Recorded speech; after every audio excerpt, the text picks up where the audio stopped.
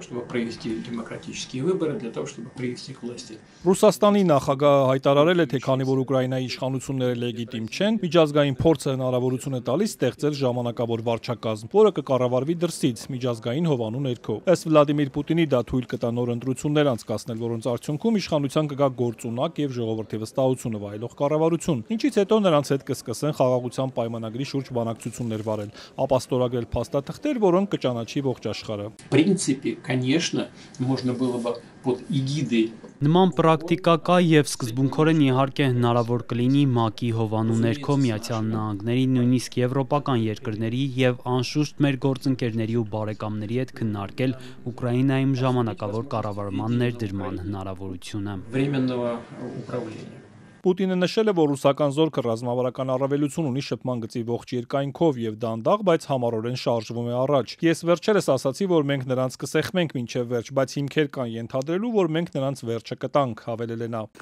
Կիևից դեռ չեն արձագանքել Պուտինի հայտարարությանը, իսկ Մոսկվայի ու Կիևի միջև միջնորդ Միացյալ Նահանգների ազգային անվտանգության խորհրդի ներկայացուցիչը, ում անունը չի նշվում, Reuters-ին ասել է, որ Ուկրաինայի պետական կառավարումը որոշվում է այդ երկրի սահմանադրությամբ եւ ժողովրդի կողմից։ Կրեմլի խոսնակն ասել է, որ նախագահներ Պուտինն ու Թրամփը այս թեման չեն քննարկել հեռախոսազրույցների ժամանակ։ Դա Պուտինի գաղափարն է։ Говоря о внешнем управлении, президент упоминал организацию и обретению. Խոսելով արտաքին կառավարման մասին, նախագահը հիշատակեց ՄԱԿ-ը, ընդգծեց, որ դա գաղափարներից մեկն է, սակայն այն տարբերակը, որը գուցե պետք է նկատի ունենալ։ Возможно, следует иметь в виду.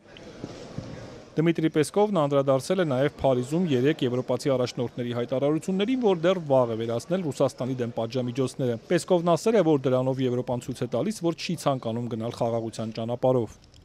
3 Մեծ Բրիտանիայի վարչապետն ԱՄՆ-ին զգուշացրել էր, որ Պուտինը լուրջ չի վերաբերվում բանակցություններին եւ իր հին հնարքներն է բանեցնում։ Ֆրանսիայի նախագահն էլ ասել էր, որ Պուտինը մտադիր չէ հրադադարի գնալ եւ ժամանակ է ձգում։ Donc je pense que le président Trump il attend une réponse claire de la Russie, il a raison. Նախագահ Թրամփը սպասում է ռուսների հստակ պատասխանին, եթե նա հստակ ուղերձ ստանա, որ ռուսները չեն նստում բանակցությունների սեղանին, նա իրեն խաբված, դավաճանված կզգա եւ ստիպված կլինի արձագանքել։ C'est juste de décrire comment les choses vont normalement se passer. Ուկրաինայի նախագահն էլ 3 Le Figaro-ի հետ զրույցում ասել է, որ Ռուսաստանը պատրաստ չէ հրադադարին եւ նոր հարձակում է պատրաստում Սումիի, Խարկովի եւ Զապորոժիեի ուղղությամբ։ Ըստ նրա, Մոսկվան բանակցությունների միջոցով փորձում է Վաշինգտոնին ներքաշել անվերջ ու անիմաստ քննարկումների մեջ, որպեսզի ժամանակ շահի եւ փորձի ավելի շատ տարածքներ գրավել։ Զելենսկին անդրադարձել էր նաեւ Ուկրաինայի հազվագյուտ օգտակար հանածոների համատեղ արդյունահանման շուրջ համաձայնագրին, ասելով, որ Միացյալ Նահանգները շարունակ փոխում է դրա պայմանները։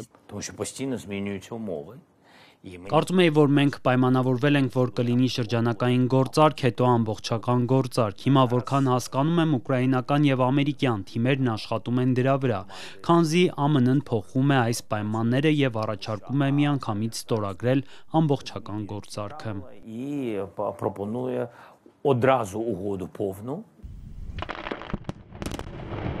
Ըստ Բլումբերգի Միացյալ Նահանգները ձգտում է վերահսկել բոլոր ապագա ներդրումները Ուկրաինայի ենթակառուցվածքներում եւ հանքային ռեսուրսներում, եւ եթե համաձայնագիրը ստորագրվի, ապա ԱՄՆ-ն հսկայական լիազորություններ կստանա։ Վերահսկելու ներդրումները ճանապարհների, երկաթուղու, նավահանգիստների, հանքերի, նավթի, գազի եւ կարևոր օգտակար հանածոների արդյունահանման նախագծերում։